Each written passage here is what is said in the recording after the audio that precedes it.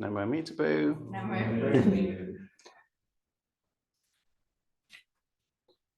So, theme of the day has been beginner's mind, and I'm going to talk a little bit about that. Beginner's mind was a phrase coined by Suzuki Roshi, who we've got a portrait of here that Satya painted. And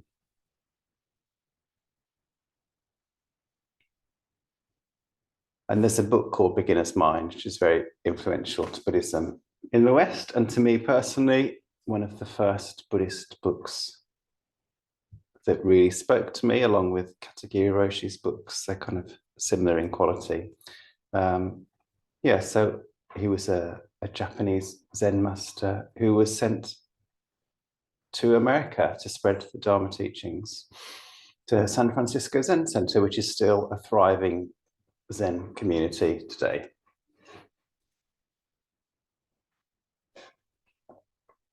The right side. Yeah. No, on the Other side. And he had a reputation for not talking about enlightenment very much. David Chadwick, who wrote his biography, said, I don't really know where that reputation came from, perhaps because Suzuki Roshi didn't use words like Kensho and Satori that other Zen teachers were using at the time. These big moments of kind of connecting with, well, we might say the Pure Land or Amitabha, suddenly having a deep sense of interconnectedness or non-duality. Moments. So he didn't use those Japanese words in the way that a lot of people were doing, but actually, if you read the books, he mentions enlightenment quite a lot. And I think beginner's mind is one way of attempting to describe that. And the phrase comes from a lecture that he gave where he said,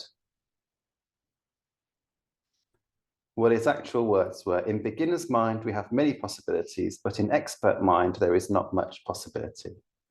And then when it was edited by a native English speaker into the book, became the quote, which is much more famous, in the beginner's mind, there are many possibilities, but in the experts, there are few.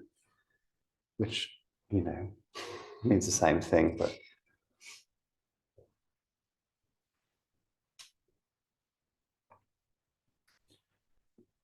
I don't want to claim to really know what Suzuki Roshi meant entirely when he said beginner's mind. I read that book. It was very important to me. I read other teachings and listened to lectures. But I wasn't his student. He never got the chance to say to me, no, you don't know what you're talking about. So I'm just speaking from my own experience, drawing partly on the things that I learned from those experiences and from other places. But, we can all understand that very simple message in the beginner's mind. There's lots of possibilities. In the expert's mind, there are few, because the expert has already decided this is the right thing to do. This is the right tool for the job. This is how I was trained to do it. And that's a really useful kind of expertise. If you're going into surgery, you want someone who's very skilled and knows exactly where they should be opening you up and tying you back together again. But there's a stage beyond that expertise, which includes creativity, where you include all of the skills and knowledge that you have, but you're not trapped by them. You're open to seeing new things in the way that when a child enters a room, and maybe John, mate, you could speak to this after the experience you had on Tuesday, they're kind of entranced by all the different, particularly the new things, and they don't know what this means or what that statue means, but they're full of questions and full of liveliness. And if you heard the kind of babble of school children's voices here last week, you'll get a sense of that. So there's something about that in the mix.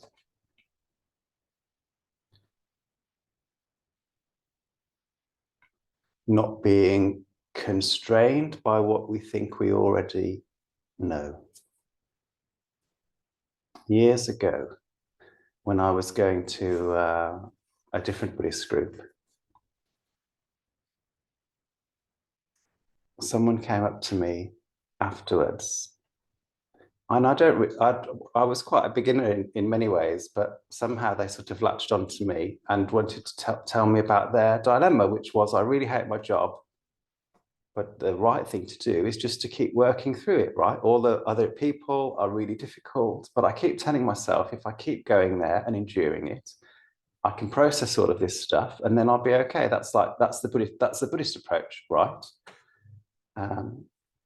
I think it was some sort of tire place, like where you get your tires replaced. And it hadn't occurred to her that she could leave and get another job. Like that option was completely off the table. And I mentioned that, and it was like you could see this light bulb going off, like, oh, I'd never even thought that that was a possibility, that that was allowed, because she decided this is what a good Buddhist does and excluded something that was really valuable. So beginner's mind is a mind that includes all different things, all sorts of possibilities. It's free from shoulds and oughts. There's a sutra called the Faith in Mind Sutra that I quite like. Sutra means thread, like suture, speaking of surgeons again. And normally when we talk about Buddhist sutras, we're speaking about things that are attributed to the Buddha. I mean, a lot of the Mahayana ones were probably made up later and then put into the Buddha's mouth. But this isn't anything to do, well, it's to do with the Buddha. It's written by a Buddhist. It's not purportedly anything the Buddha said. It's written by Master Sheng Yen, who was a Chinese Buddhist master. The great way is not difficult. Simply avoid picking and choosing. Neither love nor hate, and you will clearly understand. Be off by a hair's breadth, and you are as far away from it as heaven is far from the earth. And there's a lot more, but that gives the essence of it. And the first time I read this, I didn't like it at all, because picking and choosing is really important to me. From very basic things like what kind of drink do you want before we came into the shrine room, to what kind of career do you want, to who do you want to be in relationship with, to whether you want to stay in your job or not. It's really important to pick and choose things in that sense.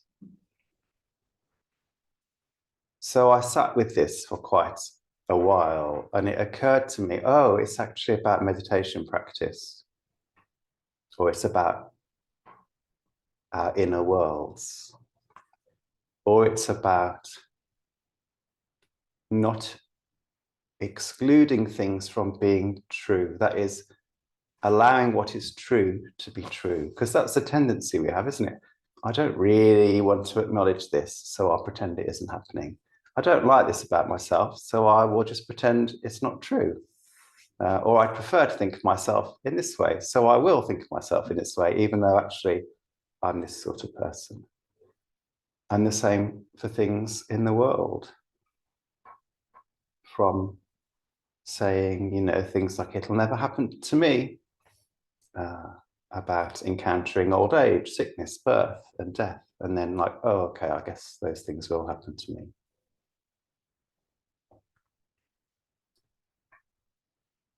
You're not allowed to pick and choose what's real.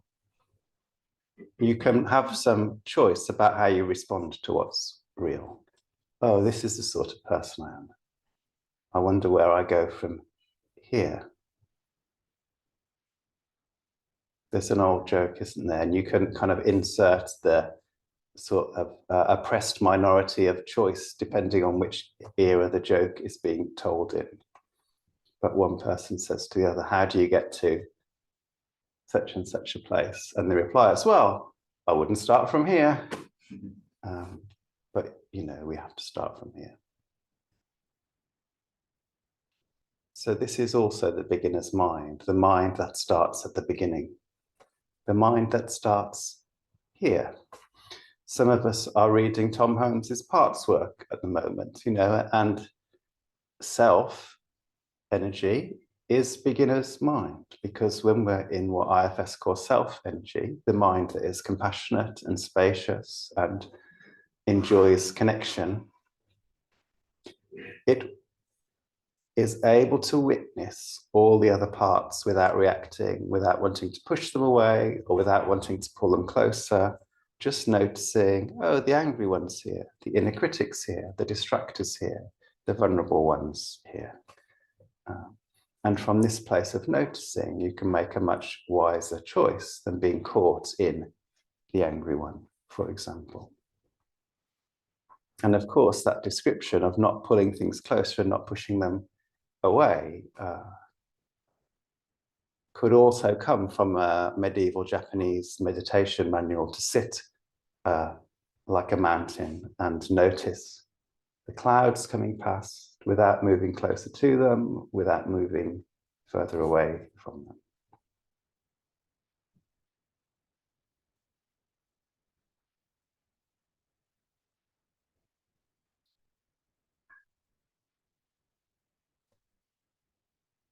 When I first encountered Buddhism, there was quite a lot of talk, and spirituality in generally, and I don't see this so much now, but there was quite a lot of talk that the ideal state of mind to be in was the child's state of mind. I don't quite know where that came from. And there are lots of good things about that sense of wonder, the sense of inquisitiveness, the sense of joy and ease and sensitivity to what's happening around them. Those are all really good qualities. But children are also, they're completely, well, maybe not completely blank states, but they've still got a lot to learn, usually. They don't quite know how the world works, what all of the rules are, what the meaning of things is. Partly this is why I don't like it. Most of my childhood, from a very, very young age, was spent in a state of confusion, which did not feel like an enlightenment. Like, I don't know how to engage with this group of people. I don't know what you're talking about. I don't know what this means. But the beginner's mind captures those positive qualities, but it doesn't throw away knowledge and experience and wisdom.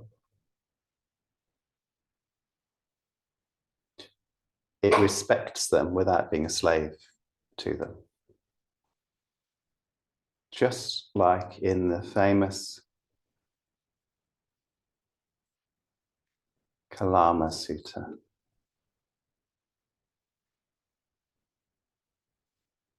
I looked down then because I thought, is it Kalama, or have I slightly dyslexically muddled up some of those letters? And as I looked down, I thought, I'm a person who wrote that word. It doesn't matter. Like, it won't matter if I look at it, because it may, if it's wrong in here, it's also wrong down here. I'm pretty sure it's the Kalama Sutta. It's very well known. It's the one where the Buddha goes to the Kalamas, which I think is the people that lived in Kalama, like Malvernites, I guess. They were the Kalamas. And they were really confused about how to know whether a teacher or a teaching was valuable. Bear in mind, like the sense I get from reading things like Karen Armstrong's book about the Buddha, which is very good, and there's a biography by someone from Triratna, which is very good as well in terms of filling out the detail of the time that the Buddha lived in. You couldn't swing a cat in the Indian jungle without hitting a spiritual teacher. Lots of people had done what the Buddha had done. He wasn't unique in that sense. And, not many of those traditions survive today. The Jains do, and the Buddhists do. And a lot of what other people were teaching got reincorporated back into some of Hinduism, I think you could argue. But there were lots of them, and lots of them are name-checked in the Buddhist Sutras, obviously the 5 teachers that the Buddha studied with, and they all had little gangs of disciples with them. And clearly some of these had passed through Kalama, and they were teaching different things. And these guys are like, well, how are we supposed to know whether what this one says is right or what this one, or you're telling us the opposite now, you know? Is there a self? Isn't there a self? Is our essence impermanent or permanent? What actions constitute good and bad karma? You know, how are we supposed to make offerings? And the Buddha's answer was essentially, well, just try it out and see what works. And this, when I first encountered Buddhism, this was like all over the place. Western Buddhists love this because it for those of us that had been damaged by other religious communities, partly because we were told you must accept everything that we are teaching you. What a balm to be told, actually, you don't have to accept everything that we're teaching you. You can try it out and see if it works. And if you read the whole sutra, the Buddha says, respect wise teachers. And who are wise teachers? They're teachers who walk the walk, like they teach it's good to be kind, and you look at them and think, oh yeah, they're pretty kind actually. They're not the ones who teach it's good to be kind, and you think, oh well, actually mostly they're not kind, or whatever it is. So pay attention to people whose words match their actions. So there's room for expertise, but we don't rely on it. Once you've got a sense of, okay, yeah, there's something that seems interesting or useful here. Now I'll try it out. I'll try out this meditation practice. I'll try thinking about impermanence in this way. I'll try doing a gratitude list before bed every week and see what difference it makes. I'll try saying the Nembutsu and see what difference it makes. And you find out. And there's something in this about beginner's mind for me as well, real permission to take in and taste for yourself what's the right food for the moment. And that means this kind of open attention, and it means this very close kind of attention, both working together.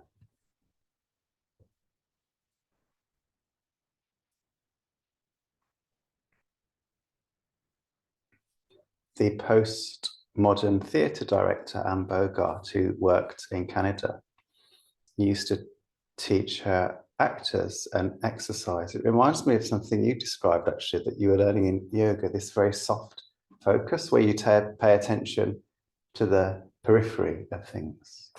And that this is kind of the place, that the home base, if you like, in the rehearsal studio. And then you have a sense of, this is where all the different people are. This is how the lights are. And then as you step into relationship with a particular individual, if that's what the show calls for, the attention changes and focuses on this kind of more single-pointed focus. And my sense is that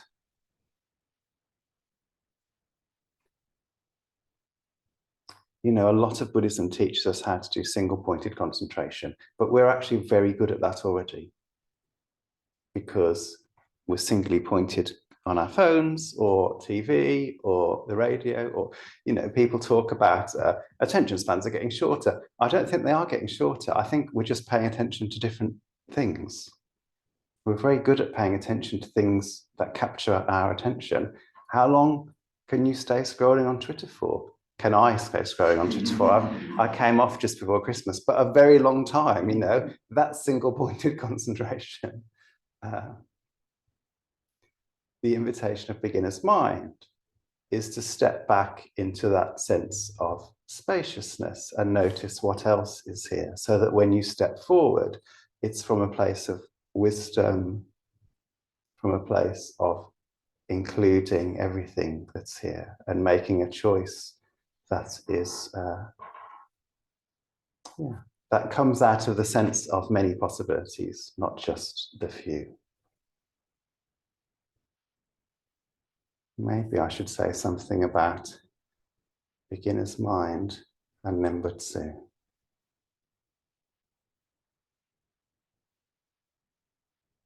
What would that look like, I wonder? Well, two things come to mind. The first is Shinran saying, when someone asked him about his wife he chosen, the Nembutsu, do you really think it works? And he's like, well, I don't think I could get, I think whatever other practice I did, I would be bound for hell.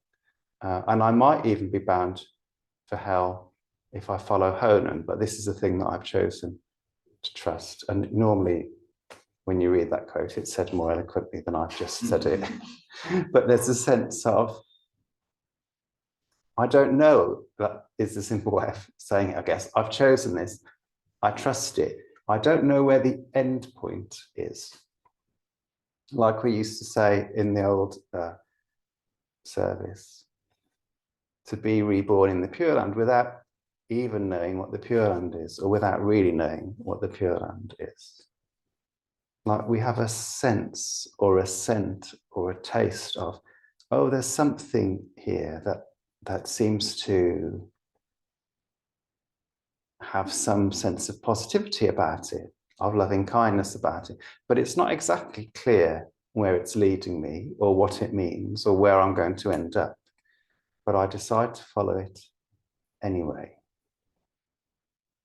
That's the kind of beginner's mind, like taking the first step on a journey. Like, oh, I might have decided that I'm going to walk from one side of the country to the other, but that's not guaranteed when I start out. And actually,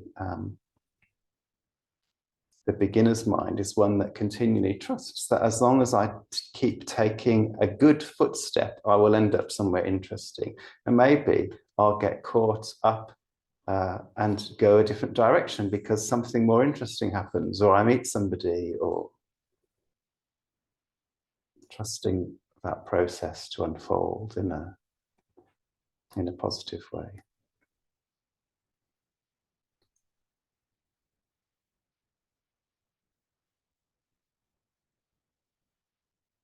So I think that's enough words. The great way is not difficult. Just avoid picking and choosing, neither love nor hate. And by love here, I take it to mean like craving, not open-hearted, non-agenda loving kindness. Neither craving nor aversion, and you will clearly understand. Missing it is like by even a hair's breadth, and suddenly you are as far away from it as between the distance between heaven and earth. And if you've ever been caught in a path that has an agenda, it takes less than a moment to be caught by something and to go into a reactive state. But when you're in that reactive state, you could be, you're 100 million miles away from loving kindness. So I do quite like that. I did once translate that text myself, which was either an act of beginner's mind or great hubris, because I don't speak Chinese. Although I did have a dictionary, so it wasn't, completely foolish. Yeah. In the beginner's mind, there are many possibilities. In the expert's mind, there are few. We could say in the Buddha's mind, there are many possibilities.